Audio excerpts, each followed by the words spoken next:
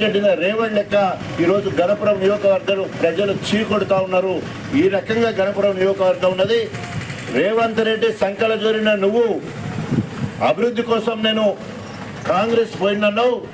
నీ ఎజెండా ఏంది, ఇప్పటివరకు ఏమి అభివృద్ధి చేసినావో చూపించాలని చెప్పేసి డిమాండ్ చేస్తూ తప్పకుండా 600 తల్లి తెలంగాణ విగ్రహాన్ని అదే స్థానంలో మరి నువ్వు ఇంకా ఉంటే మహా అంటే 3-4 సంవత్సరాలు ఉంటావు.